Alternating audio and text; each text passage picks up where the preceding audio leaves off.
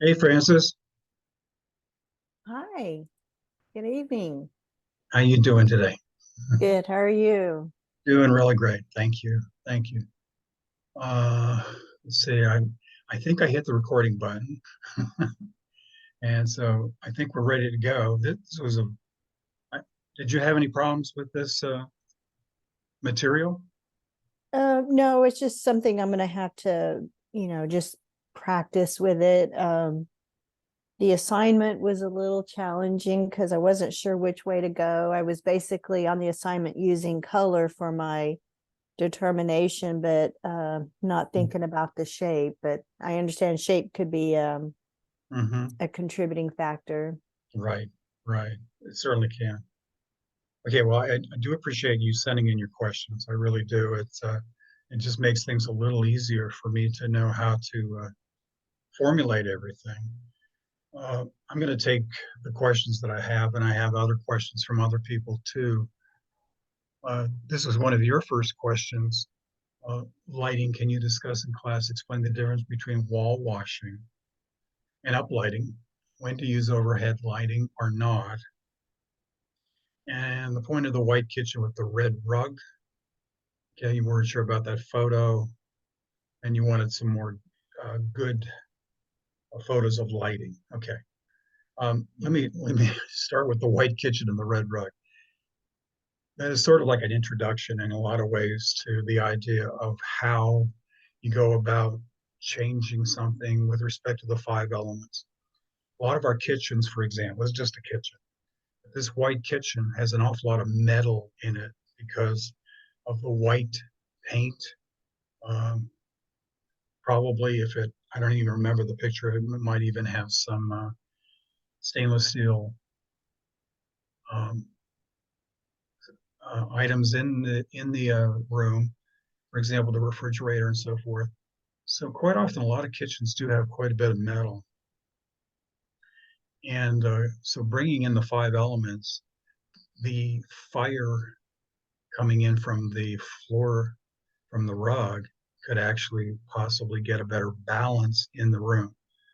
Some kitchens that I enter into have too much of one or two elements. And that will happen for you too.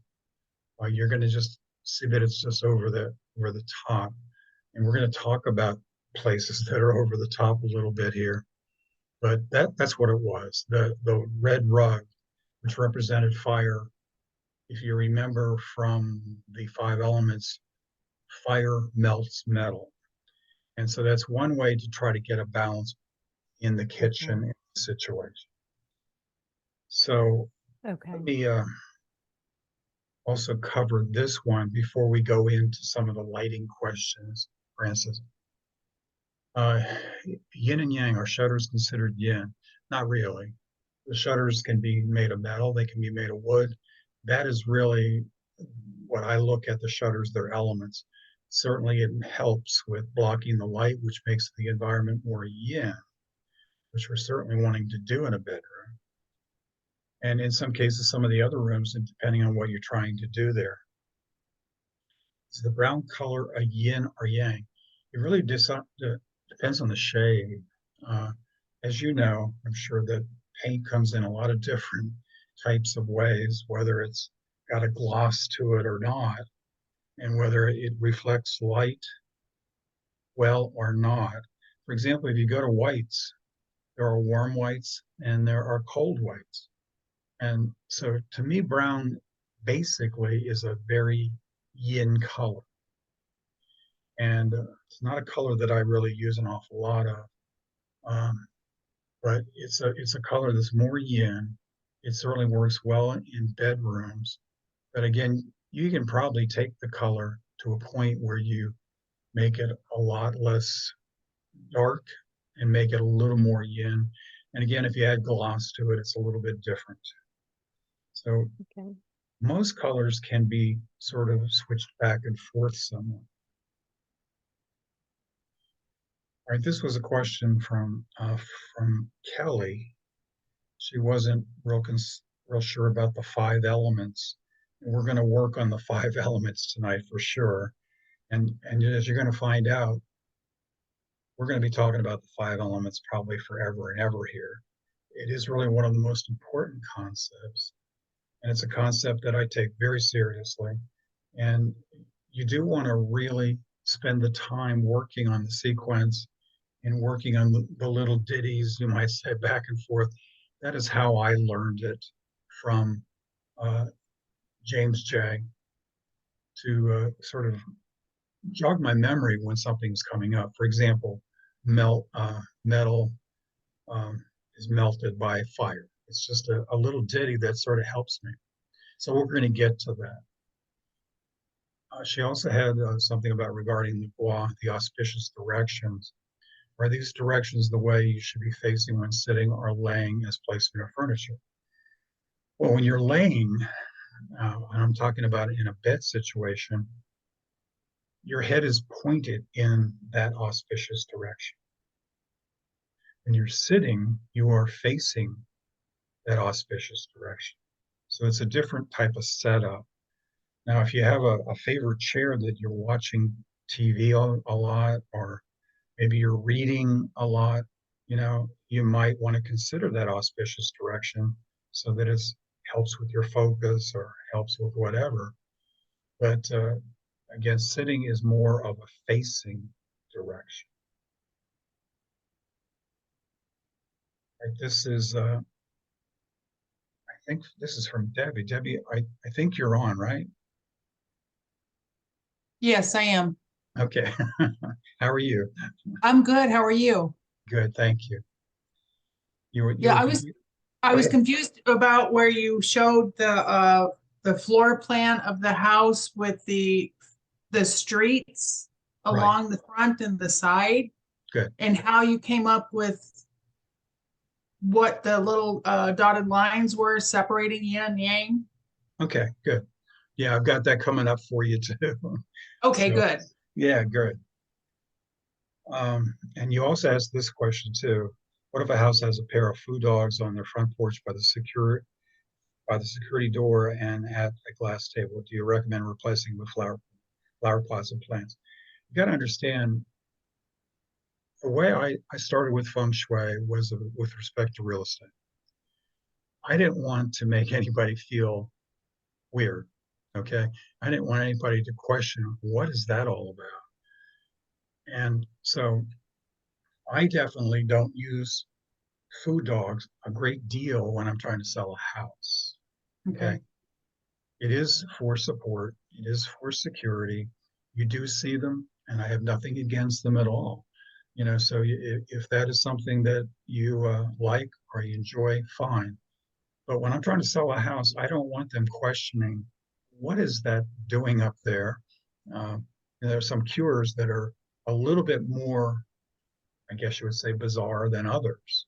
And so I don't really want the buyer to be walking around and saying, what the heck are they doing there? Right. So, flower pots, framing a door has always been a really good feng shui technique. So Okay. I use that really all the time. I never really bring up food dogs too much to most people unless they bring it up to me. So that's really up to you how you want to work with that. But again, I find out that buyers are less questioning about a rounded flower pot with colorful flowers. Okay. Okay. Now, with respect to one of Francis's questions, these are both uh, washing, and they're very sort of subtle, and I mean it's a beautiful look. It's not an extreme to me. It's very dramatic in a lot of ways too. So it's more to disperse. You're not really taking the lighting and directing it at a table. You're not taking and directing it at a painting. Okay, so it's washing is more of the whole wall. And so you see it like this. I do like it. It's a great focal point, and I do like to use it once in a while, especially if they already have this type of lighting, already available. So that's washing. Does that make Okay. sense? Yeah, I think so. And the washing could be coming from above or down below to It highlight the can. wall? It really can. And that's a good question here. This is probably what most people think of when they think of uplighting. And the only time I ever use uplighting was when I was doing an open house, whether I was in the real estate field at that point or doing an open house for a real estate agent or setting it up for a real estate agent. I would do this in some very dark corners. So this is an uplight, very different situation. And the thing about uplights you need to understand is that they get extremely hot, and it's not something that an owner, a homeowner, wants to just walk away, go to work, and come back 7 hours later. It's just not, to me, a very secure situation. It's great for 2 or 3 hours, especially if I can watch what's going on. But that's an uplight, and it raises the energy in a corner really nicely. It actually sort of gives the impression of raising the ceilings. And in real estate, when you have more spaciousness, it really does come off very well. So that's an uplight. But as you mentioned, you can do it from the top and from the bottom just fine. So you're sort of getting both effects if you like that. But again, not a lot of people have that going on in their house. But it's a beautiful look. I mean, I've always liked it, but it can be done, as you mentioned, from top to bottom. So just to clarify, the pictures on the right, is that wall washing or uplighting or It's both? actually sort of both. Okay. It's actually sort of both. And again, you don't run into it as often as maybe you'd like to, but has a great effect. And if you do run into a client that has it available, it might be something that you might want to use as a focal point and to show off, especially like artwork. It's beautiful for that. Okay, great. Thank you. So, you probably have seen things like this, which is certainly more concentrated on a certain area up and a certain area down. There's nothing wrong with this either. And again, it is a great focal point. I really, really want to impress upon y'all that it's important that you have a focal point in every room to keep drawing the energy in and the interest of a human being. And so this is very well done also. And is that both the sconces, are they both wall washing and Not really. To me, this is more of an uplight type uplight? situation. Okay. Okay. It's not really doing the whole wall, you might say. Oh, okay. Okay. I think More, that helps clarify my yeah, it's more confusion. focused. It's more Okay. specific, I guess is a good word. Now, pictures of really good lighting. Now, here's one. You know, you're not going to run into places all the time that have great lighting. And you asked me a question, I know, Francis, about overhead lighting. And that's a very important thing to me. Very important. I can't help but go back to my earliest career as a school teacher, that those overhead lights are really not terribly friendly. And so they give off a harshness. People don't look their best in the picture. And secondly, they even can give some folks headaches. It's really, really not a really good way to do things, and whether or not you decide you want to continue with your training, I talk a lot about schools. I have a whole module about schools that I love giving to schools, but sometimes schools are very, I don't know, archaic in their thinking. So, a classroom, for example, should not always be overhead lights.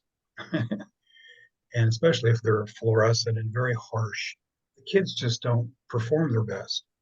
In a picture like this is great, you know, but as always, if you have natural light, play that up more than anything.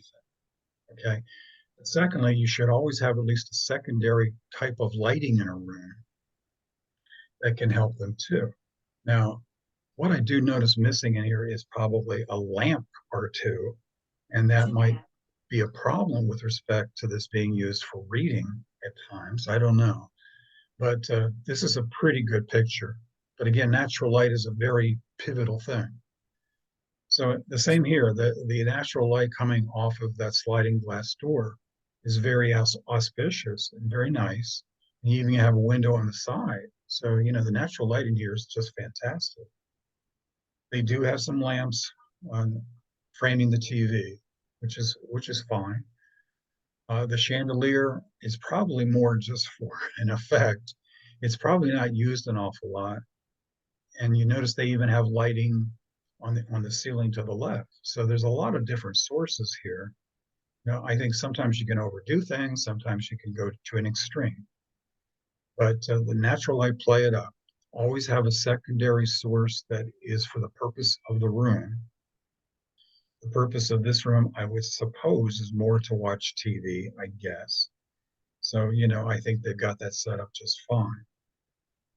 As they even have lighting over the paintings. So they've got everything going for them. So those lights on the left above the TV, would that be considered overhead lighting? Yes and no. I mean, it's really less harsh. It's less of a total room. Some rooms that you go into sometimes are just so extreme when you turn that overhead light on. I mean, you've probably been into a kitchen or something where that might be the only type of lighting you have. And, that's what you're used to, but it's just a little extreme at times. And you can imagine if you're in that kitchen with that overhead lighting for 7 or 8 hours baking or whatever you're doing, getting ready for Thanksgiving, it gets a little hard on you somewhat and a little uncomfortable. And feng shui is all about being comfortable in your setting. And to me, that's not a comfortable situation when you're standing in a kitchen for hours and hours and all you have is that overhead light. Sound okay? Yeah. I think I'm getting it. Do I need to do any befores and afters with anybody? I have all of them up here. Would you, Debbie, would you like to have any of these gone through for you? Oh. Mm. They were on the modules, correct? Yeah. I've got this one. Let me show all three of them. And Okay. you can decide what you want. This is the foyer, if you remember. This was the kitchen. Oh, I had some, now that you're showing these, I do have questions. Okay. So I guess I don't have the living room, but anyway, you get the idea. Is there one of those you want to see? This on the after of this one, it mentions about a mirror being as you walk into the door, that you see the mirror's positioned so that you can see behind it. Right. In staging, we put mirrors behind it, and I'm kind of thinking, okay, maybe we're not doing that right. Okay. All right. Well, mirrors, as you're growing to know, are used for an awful lot of reasons. Actually, there's a joke about mirrors in feng shui that we think of it as the aspirin of feng shui. It's used for a lot of things. You've already found out that mirrors give you the water element, right? But it also can expand an area. It can make it feel more spacious. So I know you know about that because a lot of stagers and real estate agents use that effect. But it also can reflect things and show things that are very positive. So to the mirror that you're talking about on the side wall, that has an awful lot of benefits in feng shui. Again, it brings in the water element in the foyer, which is probably necessary. You don't know that yet because you're going to be watching the module on the bagua this week coming up. But the bagua has a dominant element of water in one place. It's in the foyer, which is quite often about 75% of all homes. At the front door, is in the center of the front, usually. Not always. Sometimes the front door is to the left and sometimes it's to the right. Okay. But anyway, so the water element is very important in the foyer area anyway. So that's like a little tip ahead. Okay. But the thing that I want you to get out of this one is that it actually allows a person when they're walking in the door to look in the mirror and to see what's behind the door, what's possibly a security risk, you might say. So there's a lot of things about security that are important in feng shui. We want to feel so comfortable when we walk into our environment, even if it is at midnight. We just want to make sure that we're comfortable.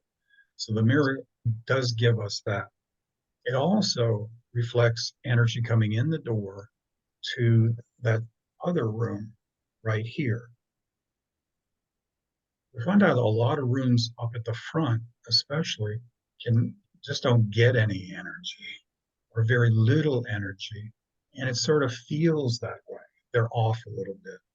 And so anytime you can raise the energy throughout the house, it's to your benefit, whether you're trying to sell it or help somebody out. So that mirror has so many benefits to it right there.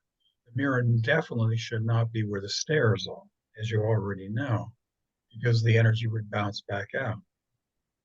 But this is the perfect place for the mirror because it does multiple things for us. So um, it also, of course, helps with getting the energy in more of a meandering patterns. So it's very, very important to use that and to use obstacles to get the meandering pattern the best we can. Hopefully, a lot of your homes that you look at do not have the stairway right there. Now, again, I think I've already mentioned that if the stairway is there, we have a sort of a battling of the energy at the foyer, and nothing's really getting done very well at this point. So, more and more builders are not putting stairwells right there. And I'm sure every one of you at one time or another have walked in a front door and right away, right in front of you is the stairwell. And the door almost hits it. I'm sure you've seen it. And we've gotten away from that, thank goodness, for a lot of reasons. It's not, I don't think it's a terribly great look. But secondly, it creates this problem. Any other questions about this one before I maybe slip to the next? Okay. Mhm.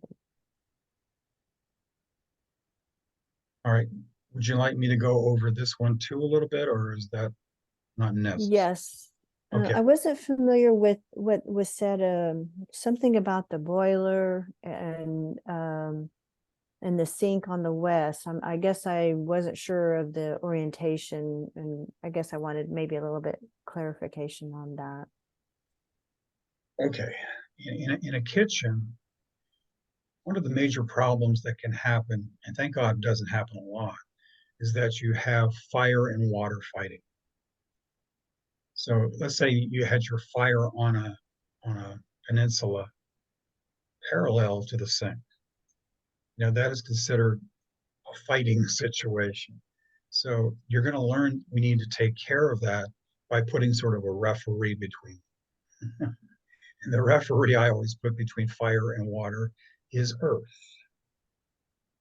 Because if you remember, earth muddies water and earth can put out fire. So the earth is quite often the referee in a situation between water and fire. So you're going to get really good at putting that together, those ideas. So water and fire don't get along. Water gets along with other elements. Fire gets along with other elements, but they don't get along particularly well. You see a lot of poison arrows in here, which is common in a lot of kitchens, coming off the counters, coming off the table. And in a lot of cases, we just want to soften them as much as we can. Now, if you notice the 3 green arrows to the left-hand side off of that one, that's a tough one to do. That's a tough one. So, there are several possibilities there. One is, we could put a plant between that edge and the table, but probably what would happen at that point is that you probably would have trouble walking through there without tripping over it once in a while. Again, back to security, back to safety. That is really a priority. So instead of doing that, we're going to do more something like this one, where you maybe have a plant that droops over the corner, or maybe a piece of fabric that droops over the corner. You know, um, you could easily put a piece of fabric over the corner and put a candle there to sort of try to think that's why it's there. I mean, I know it looks a little bizarre putting a piece of fabric possibly on that corner. So you always want to think about how much room do I have to allow people to walk through? If it's difficult for them to walk through, the flow's bad. And we don't want that ever. So we have sharp edges there. We have sharp edges there. And this chair right there is getting tremendous amount of energy directly from that window. And you'll find out in a lot of cases in the Orient, for example, they don't put their grandparents in a position like that. You probably have heard things like that. They take care of their elders really well. They want to put them in a very auspicious position. So they want to make sure that their back is protected with a wall, maybe a heavy piece of furniture, and that they also can then see the entrance. So they definitely would never sit there, I promise you.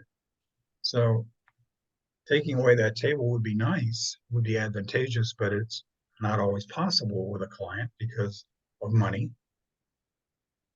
But what I want you to especially take away from this is that the chairs are now at a different angle to the windows. And I always use the idea of a 45 degrees. So you're always going to have a place in a room where there are windows, hopefully, I guess. And you're going, what do I put over there? I'm not allowed to put the couch there, according to Steve, but you're going to have some single chairs. So put those single chairs there if you need to, but put them at 45 degrees, and it'll be a more comfortable setting for them and your visitors. So I do this all the time for real estate agents, and they actually remark and say, that does actually look better, looks a little more interesting, instead of always making it, this situation back here where you have somebody in this bad position. And sometimes these situations, the table is actually shoved up against where the window is, and that chair is shoved up on the wall until they have to have that chair being used because Uncle Harry has just come for breakfast, so they pull it out. So it's better not to even get to that situation, that you've thought about it well ahead, and you got it at 45 degrees. Questions about that? Okay. Well, you mentioned something about a boiler, and I guess I'm not familiar with it. We don't have boiler rooms. So what was the purpose of the boiler room? I mean, the boiler. I think your point. I think what you saw was what's pointed up on the top there. So Yeah. between that and the water would also be a fire and water situation. Oh, So okay. between the two, I would referee it if I needed to, with possibly a plant with yellow flowers in it. But, Okay. you're always thinking about, well, who's the referee here? Who's the one that's going to, Okay. keep the situation in hand? Okay. All right, yin and yang. I guess you understand the terms just fine. Um, I guess you understand where the dominant situation would happen. The yin rooms are, of course, everybody thinks of the bedrooms in any one of my presentations ever. But think of the bathrooms too. This is a place where you basically go in by yourself and close the door, I would suppose, and then there might be a library and a reading that also may be more yin, more of a place to focus, maybe a place to meditate. Then the rest of the rooms are really very social. And so they're more yang or yang rooms, however you want to pronounce the word for your folks. So very important that you at least know what the purpose of the room is before you start worrying about yin and yang. So this is one of the things that I know Debbie brought up about the streets and the door and all that kind of stuff. And this can be a very, very appealing thing to people when they notice that there's another place to get away from the maddening world sometimes. You want to make sure when you're trying to sell a house, trying to help somebody sell a house, or even your own home, that there's a place to always get away. And it's nice to be able to show that. Certainly your master bedroom is a sanctuary of sorts, definitely a sanctuary. And, we'll be talking more and more about the master bedroom like crazy because it is really one of the two most important rooms in any house, that and the kitchen. But anyway, I always like to get another sanctuary, another place to get away, to sort of be able to collect my thoughts. So, not all houses are on a corner. To me, if possible, I would not work or I would not buy a house on a corner if I possibly could get away with it. That's not going to always be the situation. Some people you're going to run into fall in love with a corner lot. Okay. So all you can do is then help them like in this particular picture. So you're going to draw the midpoint. So I picked this one of the other ones just because it's a little more extreme. But the midpoint could be this way, okay? And if that's the case, that's very yang. And this is more yin. This is also very yang. Now, why did I pick that midpoint there? Well, the reasoning is that the street to the right, the two-lane road to the right, is actually more heavily traveled. You'll find in any corner lot that one of the roads is a little bit more heavily traveled. There's more traffic, or maybe even more pedestrian use. So, when I walk, and I like to walk, I see houses that are sometimes in a situation that are somewhat precarious, and they therefore possibly don't have as much privacy as they'd like. So if you look at the road on the right-hand side, I'm saying there's more traffic on that. That side of the house is really getting more noise. It's just getting more activity. And the energy is a little too high for really, maybe being able to relax as much as you'd like to. So that is the most yang corner of the house right there.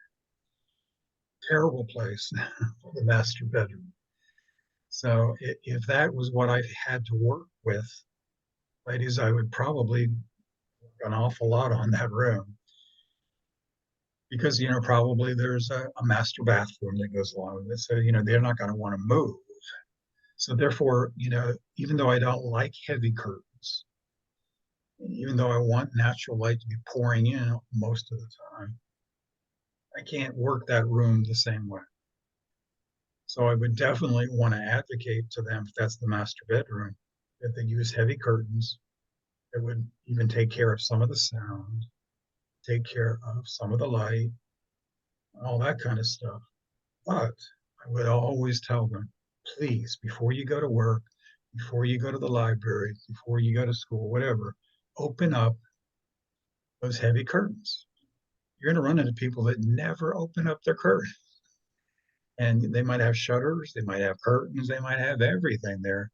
And I can understand why they have them, especially because of the extra yang activity on the side. So that's the most yang. But in this particular picture, this is the yin corner. So, that is where I would probably try to find a place to get away a little bit, where it's a little quieter. It's in the back of the house as much as that I can from actually both roads. And that corner, as you're going to find out, has a particular meaning as we get to the Bagua. But I would really want to work on that room to make it a little bit more soft, a little more quiet, great place for soft music. Colors would be really important to me. I'd want to make them a little more yin. Okay. And again, back to the yin and yang, you don't want to go crazy. Please remember, no extremes. So, I want it more yin, but I don't want it 80-20 or 90-10%. I want it more like 60-40, 70-30. You can go too far with anything. When you start playing around with things, always think of the Tai Chi, the yin yang symbol. You got that nice little meandering line between two halves.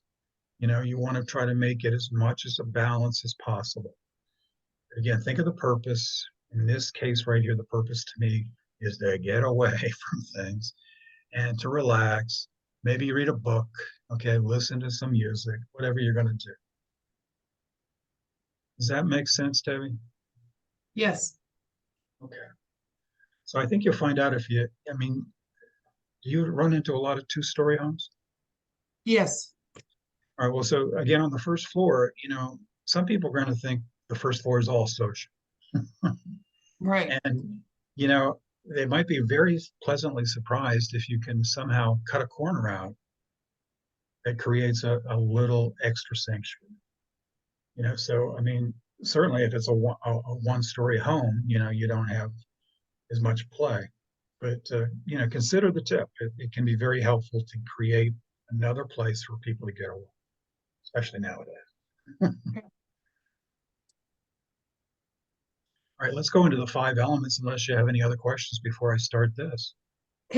Can you email us this as well?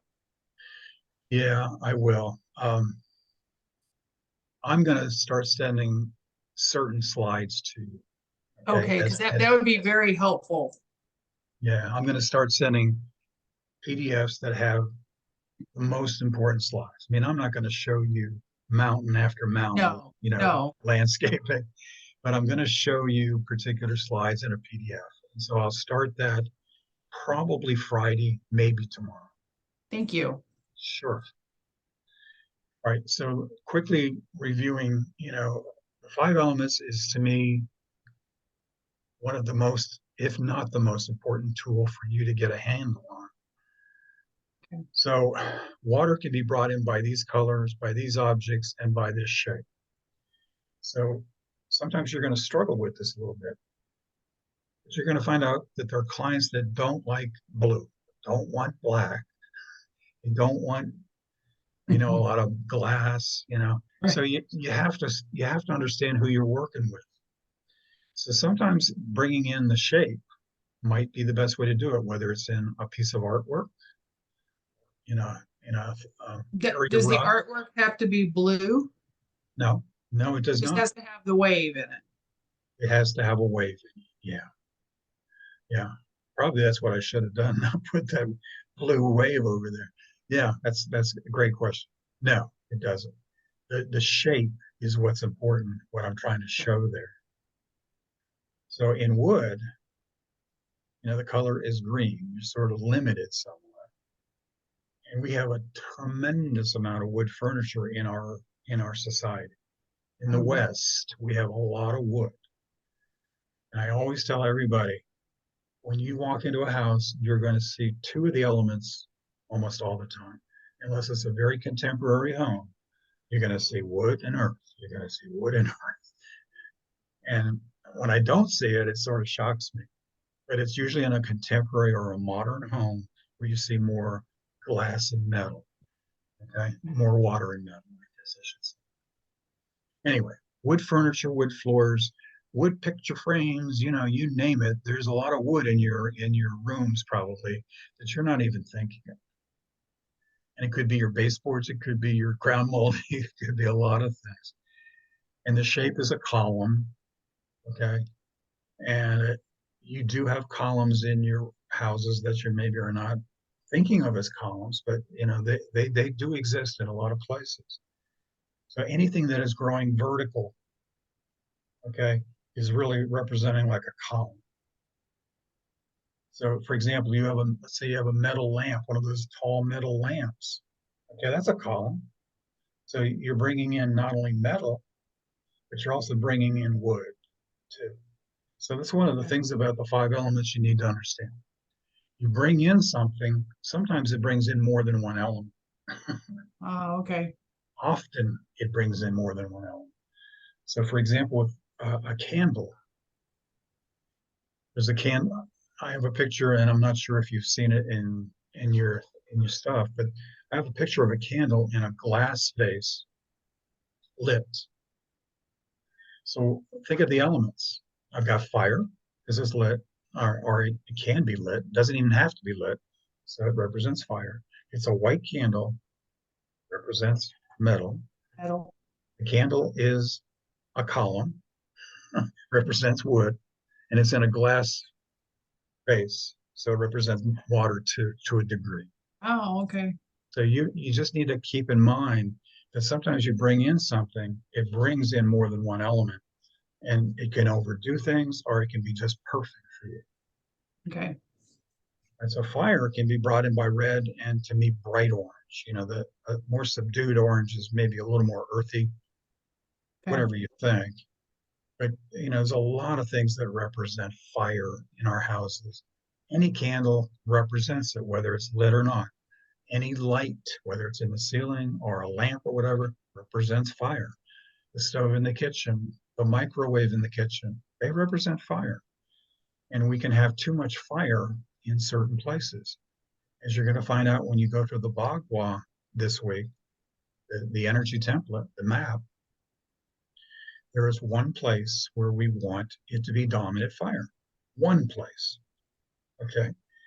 And this is actually the symbol of the object, or the shape, I should say, that can be used for fire, a triangle or a pyramid. Now, a lot of us don't bring a lot of pyramids into our houses. I know that, but you can do it that way. But you can get the shape, of course, in your paintings, in your area rugs. Okay. But anything pointy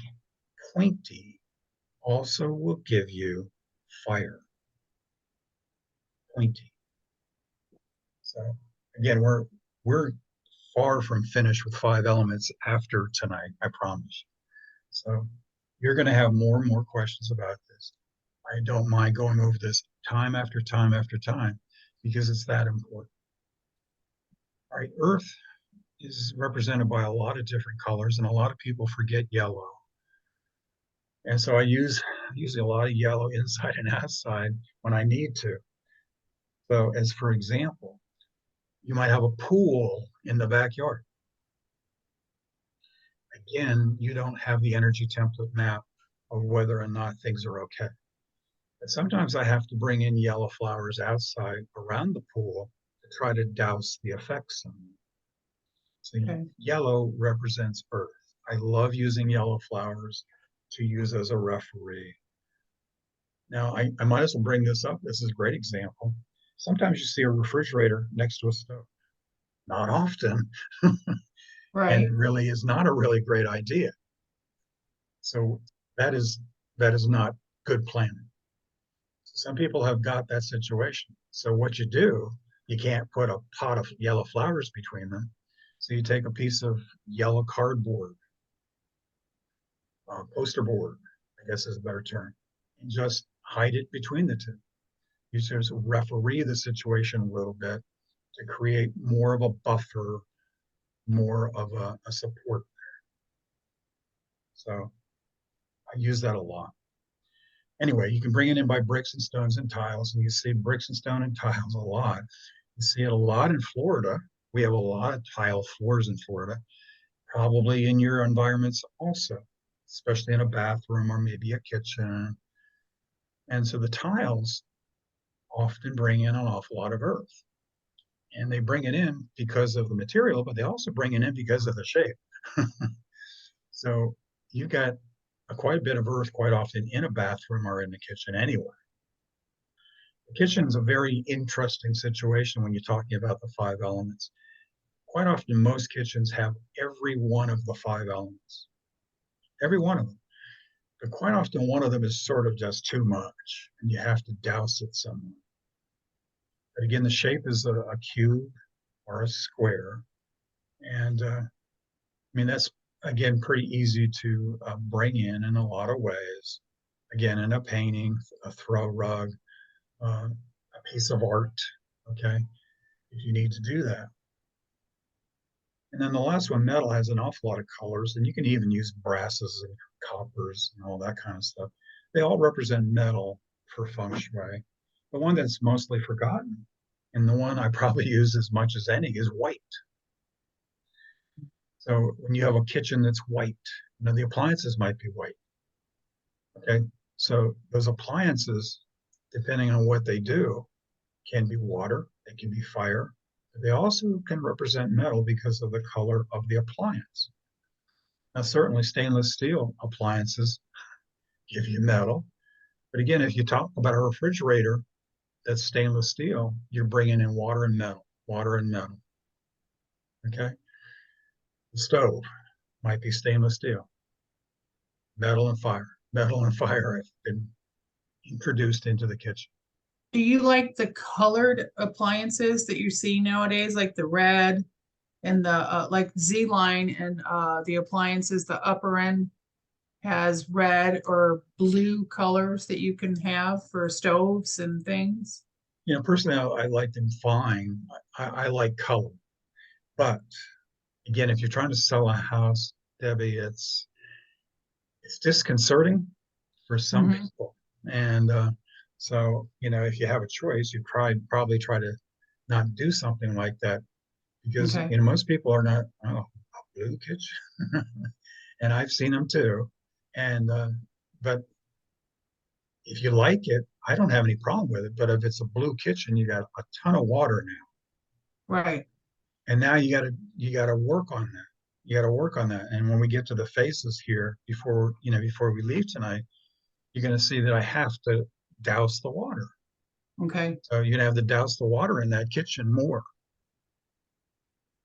So metal can be brought in by a lot of things that you maybe haven't thought of. Again, we talked about the appliances, but your metal picture frames. My wife is a color artist and very successful, and she has different frames. Some of them are metal, some of them are plastic, some of them are wood. It depends a lot on the subject matter. But the picture frames are something that a lot of people overlook and can be bring in metal, but they can't be bring in wood too. Lamps, the lamps can be metal, okay? But the lamp Mm-hmm. can also be a column, can it? Mm-hmm. So you got to remember that quite often when you're bringing something in, you might be bringing in more than one element.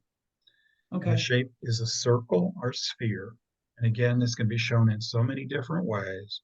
You don't have to bring spheres in, but think about bringing in a globe in a children's room. That globe represents a lot of different elements, and it represents right away metal because it's a sphere. Okay. But there's a lot of ocean in that globe, so you're getting a lot of water and possibly whatever the colors of the continents are. So, you're bringing in a lot of different elements with that globe, for example. Okay. Okay, so this quite often confuses people. I do know that. So I'm sure this is not going to be the first time, but these are the 3 cycles that people use, and I have to use them all the time. Okay, let me go back Okay. here for a second. I would love to directly bring in water when they're lacking it. Do they let me? No, not always. Okay. I would love to bring in fire when I want to. Do they let me? Quite often not. So I have to have an indirect way of doing it. So you're going to Okay. find out, yeah, you can do it directly, but quite often you're going to do it indirectly. All right. So the creative constructive cycle is probably the one most used, and it allows you to increase an element without adding that element. So for example, let's say I want to bring in fire into a room because that's really the dominant element, let's say, which again, you don't know where that is. They hate red. They're not crazy about orange either. So, painting's out. Maybe I can bring a painting in, maybe. Or if they really have a fetish about this, I can't do that. So therefore, I bring in an element that has this very positive effect on increasing fire, okay, which we'll get to in a moment, which you maybe already know. So that's the constructive cycle. That is a positive relationship, you might say. The destructive cycle, I try to not use a lot. So this way, I can actually sort of eliminate an element by adding another. So for example, let's say the fire element is in the wrong place of the house. Okay. And so I need to get rid of it as much as I can. So I might bring in an element that I know destroys fire pretty much completely. But I use the diminishing more than the destructive. It reduces some of the effect of the element because it just has a partial effect. So let's go through this thing that you're probably already dreaming about. This is the sequence you need to know. You should always just practice with this, practice with it, and practice with it, and learn a little ditty that makes it sense to you. So wood makes fire grow. And there's nothing shocking about that. And then actually, in a lot of cases, most of this is very common sense. You know, that's which I like. So if you bring in wood, you can actually increase the fire in a room without bringing in fire. So again, if they have an aversion on reds and oranges, they don't like anything sharp or pointy.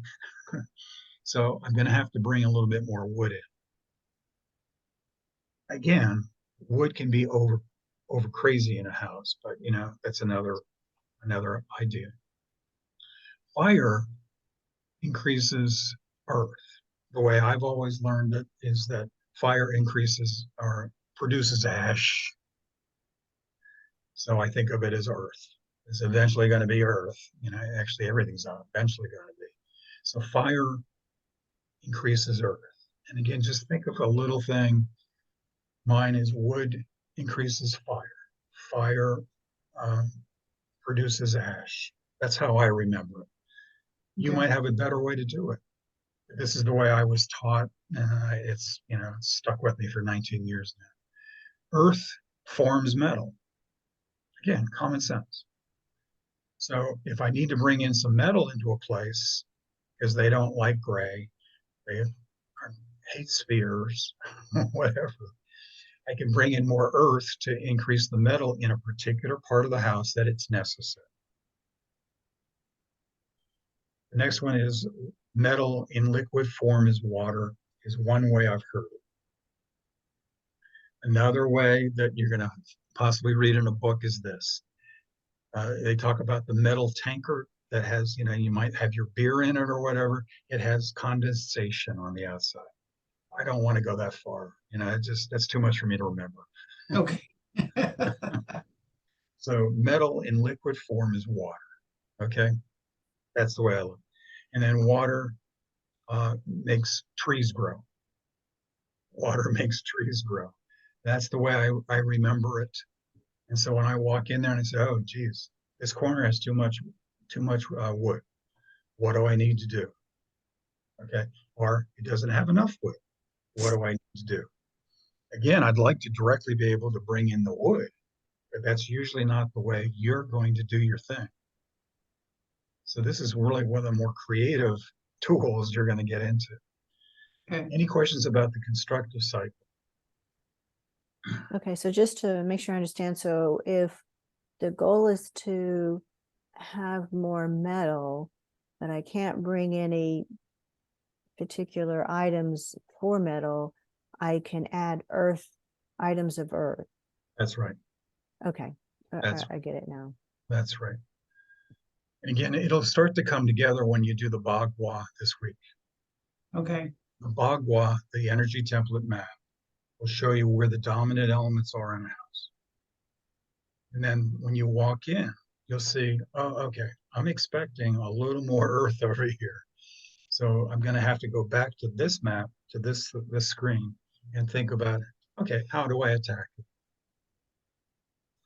All right, that's the constructive cycle. It's probably the most commonly one used, but you are going to have to at times douse the effect. Here's the destructive cycle. Wood destroys earth. If you think of it this way, when a tree grows out of the earth, it damages the skin of the earth or the surface and grows out. It has to force its way through the earth. So the wood or the tree comes out of the earth and has to destroy it. So wood destroys earth. Metal cuts wood. I have to use this one a lot. Metal cuts wood. So you can think of the axe if you want to, cutting down a tree. You know, that's that's the only way I have to always think of practical ways of thinking of it. Fire melts metal. Fire melts metal.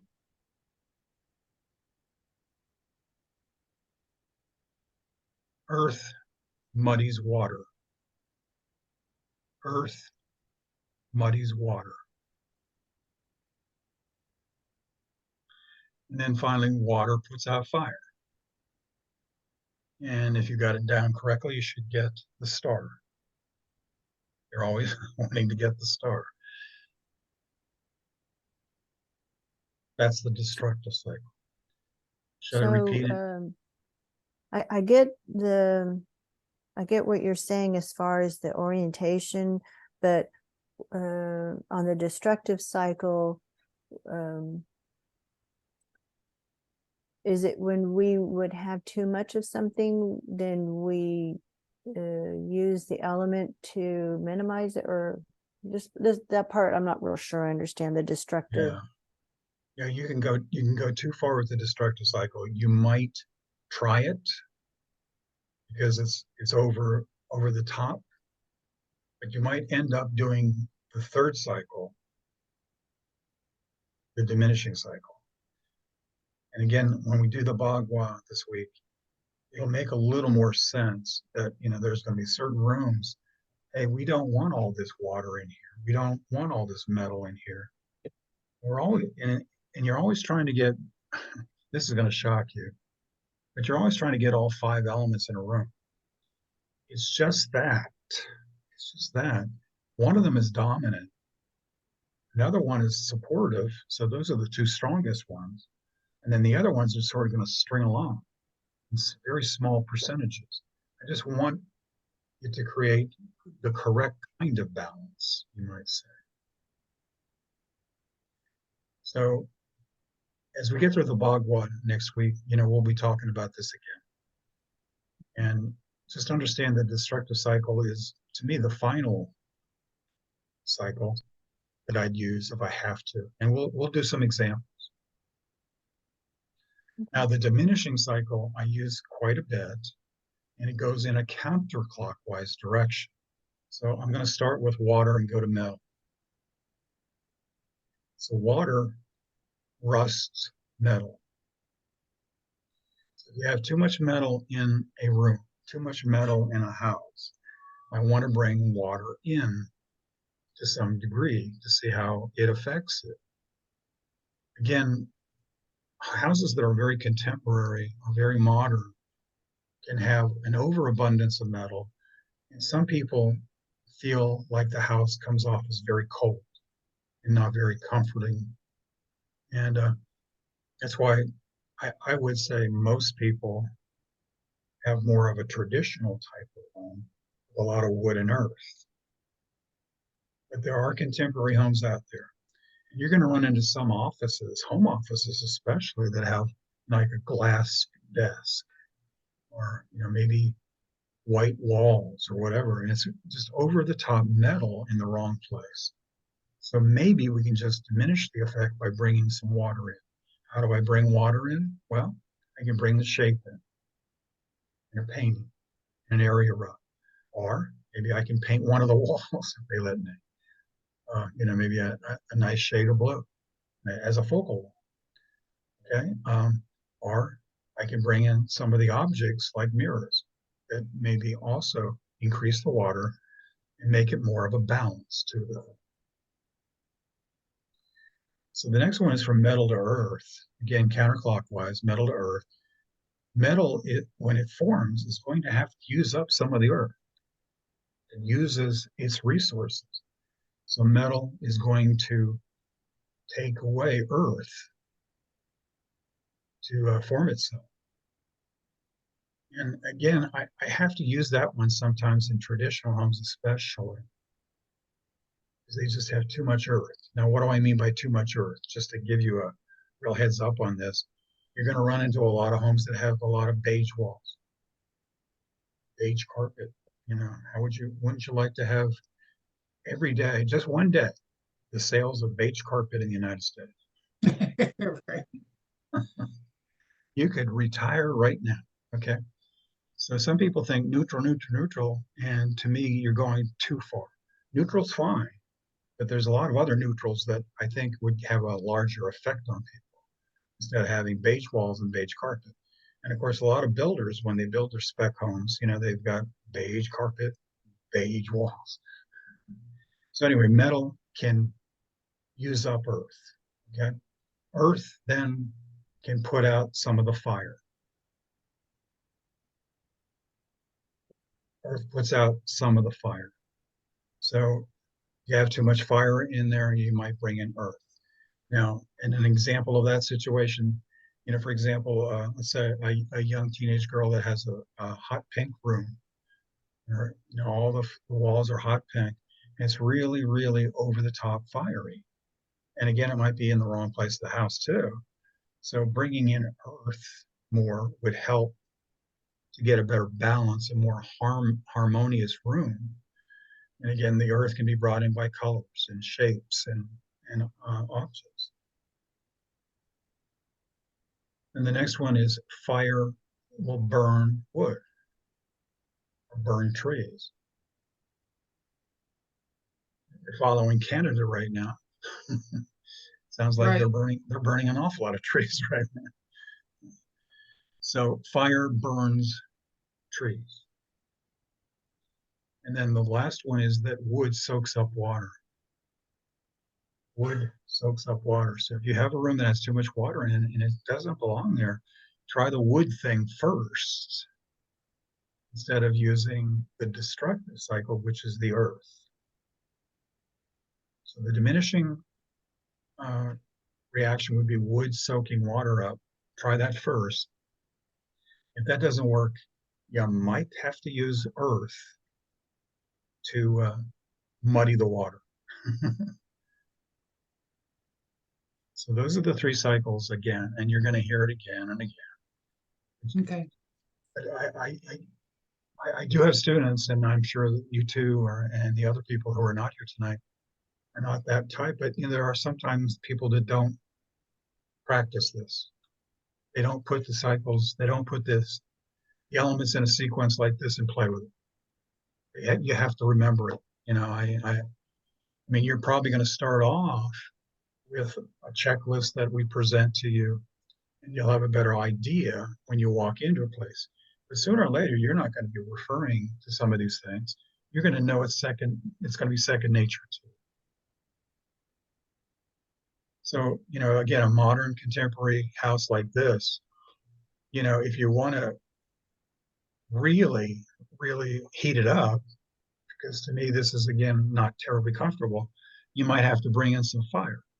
So, the red pillows, but that's possibly not going to do it. So you might have to bring in a painting or something like that, or a rug that warms up the environment a little bit so people feel more comfortable sitting there selling the house. Okay. Then Wow. here's a man's cave, I guess. That's an Even old house.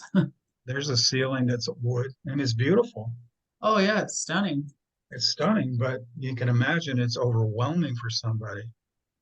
And if let's say you took that rug away, you could get lost in all that wood, I tell you.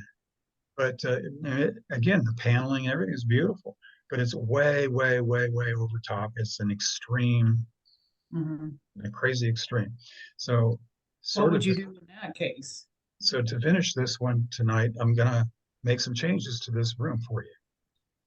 So you're gonna find out this is an area called the Fame area in the Bagua. So it's a great place to put up your diplomas or your awards or whatever. You'll see all that this week.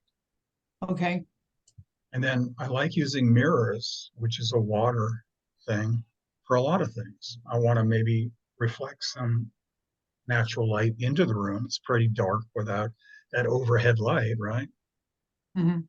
And then there's a sphere, which brings in what? Metal, right? So Right. metal cuts wood. I think I need a really large sphere in here. I want you to get the idea. And then I love using paintings. And if you look at this colorful painting, it's got all the elements in it. And sometimes that can really make your job a lot easier by using Mhm. paintings that have, let's say, all the elements that you need in it. And then to keep going on the same thing, I might change the chandelier out. Okay, it's more metallic. Metal again cuts wood. I don't know if you saw that, but I can bring a candle over there to the left, which is going to bring in earth and fire.